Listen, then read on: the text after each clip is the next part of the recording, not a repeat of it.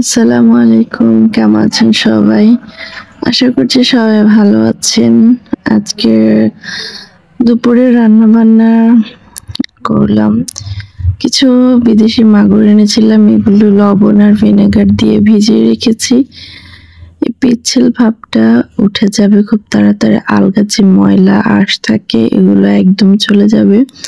মাছ কিংবা মুরগি ধোয়ার সময় লবণ আর ভিনেগার দিয়ে ভিজিয়ে রাখলে কিছুক্ষণ অনেক সুন্দরভাবে পরিষ্কার হয়ে যায়। আর এদিকে আমি রান্নাও চাপিয়ে দিলাম, যেখানে পেঁয়াজ এবং রসুন ভেজে নিচ্ছে। আর এগুলো হচ্ছে মাগুর মাছগুলোর পেটি।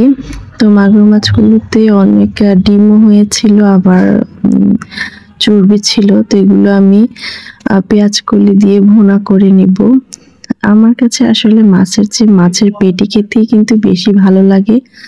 আপনাদের কাদের কাদের মাছের পেটি খেতে ভালো লাগে অবশ্যই কমেন্ট করে জানাবেন। আমি যে মাছের চর্বি হয়, বিশেষ করে পাঙ্গাস মাছগুলো আমি যেগুলো আনি, কারণ পাঙ্গাস মাছ তো আমার সবসময় বাসায় থাকাই লাগে।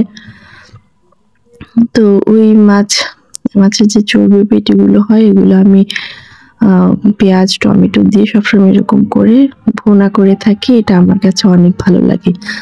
তো পেঁয়াজ আর রসুন কিছুটা ভাজা দিয়ে এখানে মাছের পেটিগুলো দিয়ে আদা রসুন জিরা হলুদ মরিচ সবকিছু দিয়ে একটু নেড়ে চেড়ে সবকিছু মিশিয়ে নেবে। এখানে এক্সট্রা কোনো পানি কিংবা তেলের প্রয়োজন হয় নাই, কারণ এই মাছের যে তেল হয়েছে এখানে কিন্তু খুব সুন্দরভাবে একটা একদম রান্না হয়ে যাবে। তো এই মাছ কারা কারা জীবনে প্রথম খেয়েছেন খান নাই, এটা কমেন্ট করে জানাবেন। আমি মাগুর মাছ জীবনে প্রথমে আমি এনেছি। তো এটা কিভাবে রান্না করে এটা আমি জানতাম না আসলে। তো আমার শাশুড়ি আমাকে বললো এরকম এরকম করে রান্না করতে হয়, তো মাছগুলো নাকি ছিলে রান্না করতে হয়। তো আমি আসলে ছিলতে পারি নাই, মাছ এখন রান্না করি নাই। আর এদিকে হচ্ছে আমি টক পালং কিনেছিলাম, দুটো মাছ দিয়ে টক পালংটা রান্না করে নিচ্ছি। আমার হাজবেন্ডের টক পালংটা আবার পছন্দ। তো টক পালংটা আমি বসিয়ে দিলাম কষানোতে। আর এখানে আমার মাছের পেটিটা ভুনা হয়ে গেছে, কাঁচামরিচ ধনেপাতা দিয়ে ভালো করে নেড়েচেড়ে মিশিয়ে নিব। এই যে দেখুন কত সুন্দর তেল এসেছে, আসলে এটা রান্না করার পর যে কি সুন্দর ঘ্রাণ বেরোচ্ছিল। এদিকে আমার টক পালংটা কিন্তু হয়ে গেছে। এটা আসলে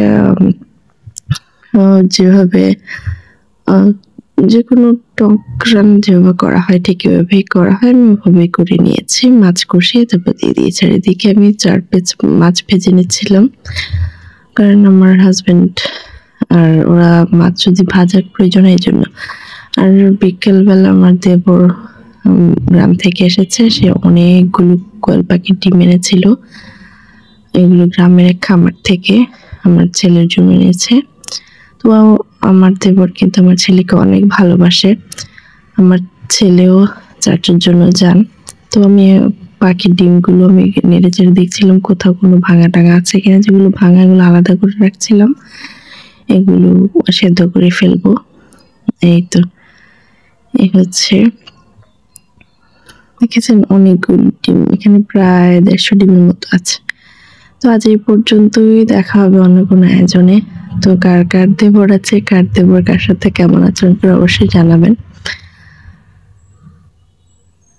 আজ আসি, দেখা হবে অন্য কোনো আয়োজনে। আল্লাহ হাফেজ।